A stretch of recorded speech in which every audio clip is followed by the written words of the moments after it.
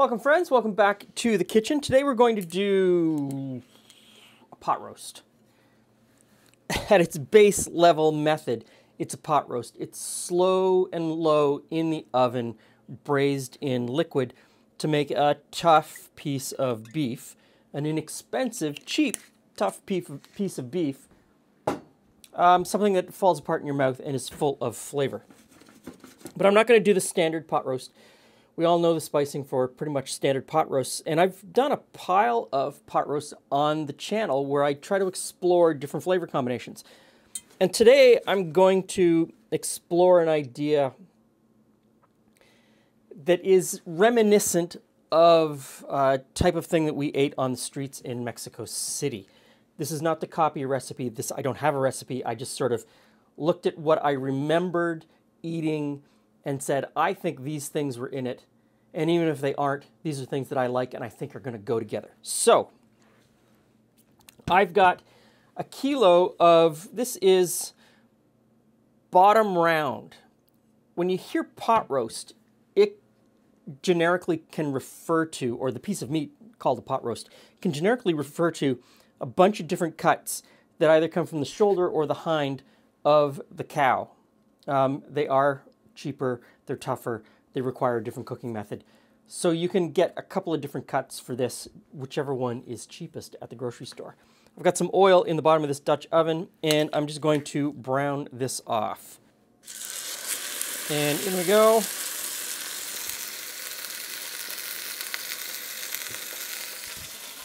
And don't overthink this browning step.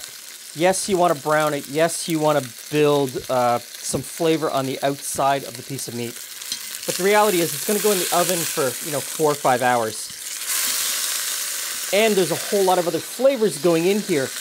You're going to get that flavor. So don't overthink it. Okay. I'll pull that out and set it aside. And into there I'm going to put a couple of sliced onions and some chopped up garlic.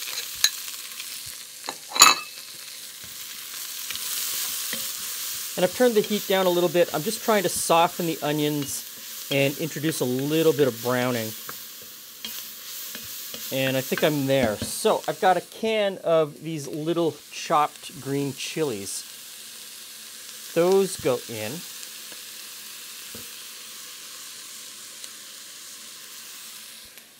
A can of diced tomatoes. Got 2 or 3 chopped chipotle chilies in adobo sauce. Those go in. Cumin. I haven't ground mine. I don't really mind not having it ground. So I've got whole cumin, but you can grind it if you want. This is cinnamon. Paprika, cocoa powder, unsweetened cocoa powder, like fries, some salt and pepper, a couple of bay leaves, a splash of a dark, flavorful vinegar, and this is supermarket balsamic, nothing special, and green pot beef, long, slow cook. Of course, there's going to be Marmite. I mean, it's the most wonderful stuff in the world for any sort of long, slow cooked beef dish. And a nice good dollop. So I'm going to put that in. There seems to be a shortage of Marmite right now where we live. Usually I can get a giant jar of it. And this last time I went back, I couldn't find it. So having to make do with a smaller jar. Now, I'm going to give this a stir. It's already bubbling and boiling. I just want to stir it together, get all of the spices around in that sauce. I'm going to put the beef back in. I've got the oven preheated to 325. And I'm going to let this go for probably 5 hours. Timing depends on the size of your roast, of course. Your oven is going to be a little bit different than my oven. And 3 hours for that size for a kilo of beef, it'll be cooked. It'll be fine, you can eat it.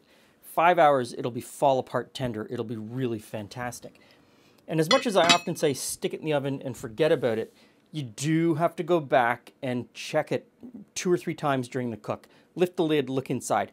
If you need to add some liquid, add some liquid. And that can be water, that could be beef broth, chicken broth, wine, beer, you know, whatever liquid you really like. If you want to put apple juice in, go ahead and put in some apple juice. So into the oven we go.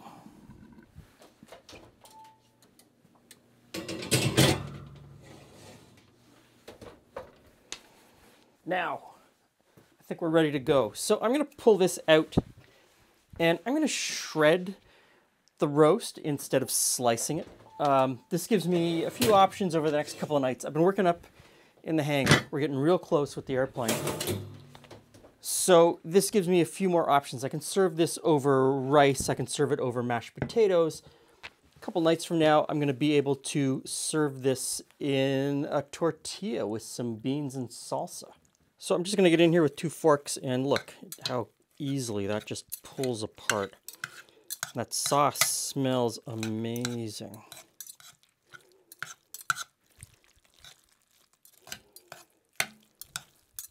Hi, Glenn. Hey, Jules. Hey, friends. Is that like a chili stew kind of thing? What's you got going on there? It's a pot roast. Okay. That I've shredded. Okay, yeah. And into the sauce that was in there. So pulled pot roast. A pulled pot roast. Essentially a pulled pot roast, yeah. And what I was going for was one of those street stalls we ate at in Mexico City. Yep.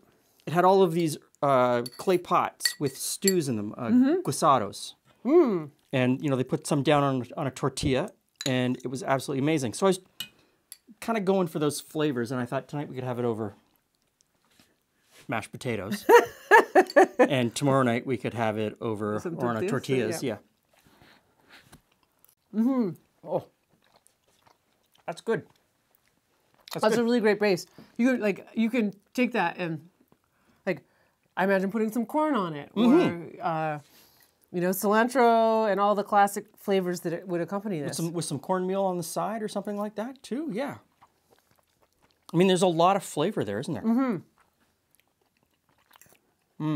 Yeah, there is. That's good. Okay, so this is amazing.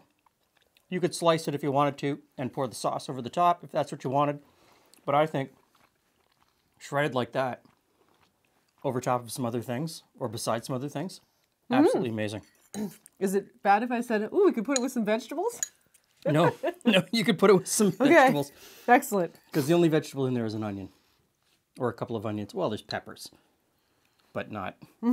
So think outside the box. Think outside the pot with your pot roast. Think outside the pot with your pot roast. Take the basic idea, cheap, tough piece of meat, braise it slowly with a whole bunch of flavors, and either slice it or shred it, and it'll work out just fine. Thanks for stopping by. See you again soon.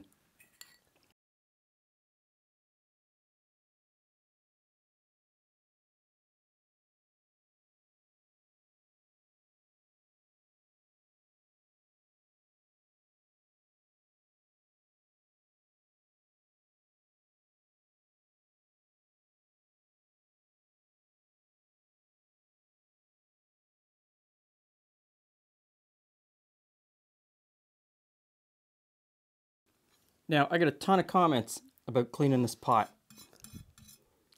Super easy to clean that pot. I will agree.